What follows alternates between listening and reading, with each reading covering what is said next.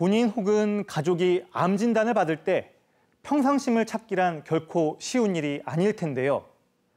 더욱이 내 아이가 암에 걸렸다면 헤아릴 수 없을 만큼 마음의 동요가 찾아오겠죠.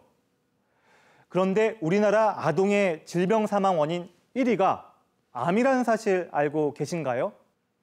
소아암은 유아기부터 청소년기까지 어린 나이에 발병하는 악성종양을 말하는데요. 인구 10만 명당 약 15명이 발생해 성인에 비하면 발생 건수가 훨씬 적습니다. 발생하는 암의 종류도 성인과는 다른데요.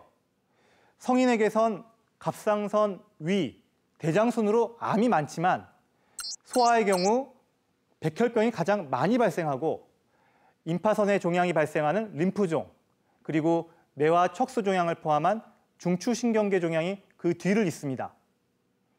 보신 것처럼 가장 흔한 소아암은 백혈병인데요.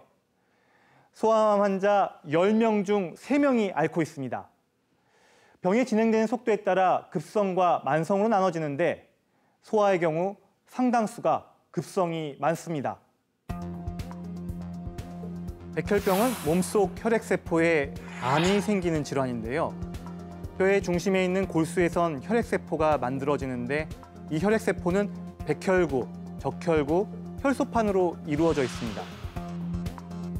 그런데 혈액세포에서 변이가 발생하면 비정상적인 백혈구가 과도하게 만들어지고 정상적인 혈액세포들은 생성이 억제되는데요.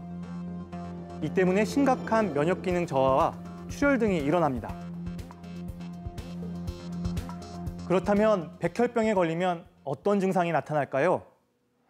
적혈구가 부족할 경우엔 아이가 자주 피곤해하거나 얼굴이 창백해지고 또 두통을 호소하고요.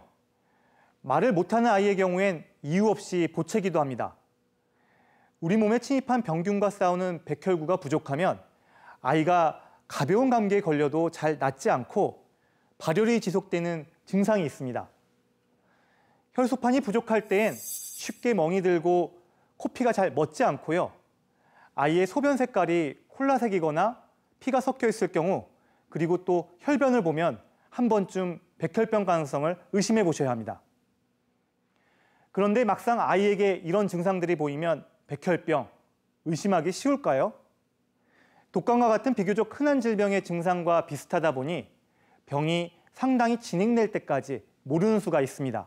결국에는 혈액검사 이상이 발견이 돼야 저희가 골수검사를 진행할 수 있어서 골수검사가 진행이 돼야 또 진단되는 병이기 때문에 애매한 증상으로는 사실은 조금 의심하기 어려울 때도 있고, 그다음에 이제 골수에 이제 팽창 같은 걸로 인해서 뼈 통증이 생기는 아이들이 있어서 뼈 통증 같은 게 이제 처음에는 정형외과 질환으로 오인이 되었다가 조금 시일이 지난 후에 백혈병으로 밝혀지는 환자들도 있습니다. 치료 후에 발육을 잘하는지 성장을 잘하는지 또 사춘기를 잘 겪는지 이런 것들이 저희가 관심이 많은 분야 중에 하나고요. 그것은 이제 단기적으로 나타나지 않고 후기에 한참 후에 나타나기도 하기 때문에 소아암 환자들은 이제 저희가 완치 판정이 된 이후에도 오랫동안 추적 관찰하는 게 굉장히 중요하다고 할 수 있겠습니다. 백혈병을 포함한 대부분의 소아암이 주로 조직이나 장기의 중앙부에 암이 발생합니다. 그러다 보니 암이 전이된 상태로 발견되는 경우가 많은데요. 성인이 암을 진단받을 때 암이 신체의 다른 부위로 퍼져 있는 경우가 약 20%인데 반해 어린이의 경우 약 80%에 달합니다. 다행인 점은 소아암은 치료 효과가 성인에 비해 좋다는 건데요. 대부분의 소아암 5년 생존율은 80%에 달합니다. 적절한 치료를 받으면 완치될 수 있는 소아암. 다음 시간엔 소아암을 극복하는 법에 대해 알아보겠습니다.